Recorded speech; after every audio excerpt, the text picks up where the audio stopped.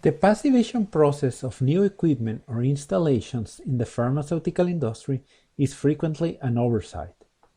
After all, it's just a small cost and requires a short execution time compared with the total construction project.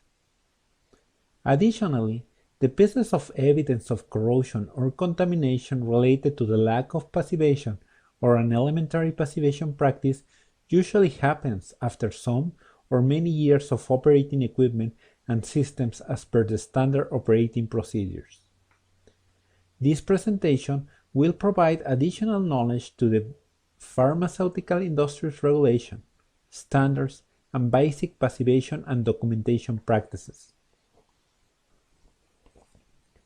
This information is useful for engineers, chemists, microbiologists, people working in engineering, maintenance, validation, critical systems, quality in the pharmaceutical industry, or regulatory and inspection agencies.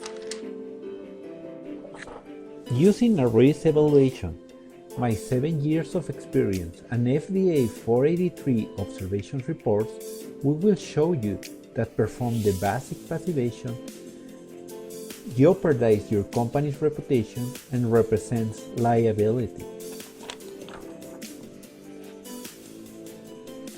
A common misunderstanding is that passivation that meets the standards equals a quality passivation. You will see many examples that help you to understand cleaning and passivation beyond the standards. You will learn about many analytical techniques to verify and measure the quality of passive layers.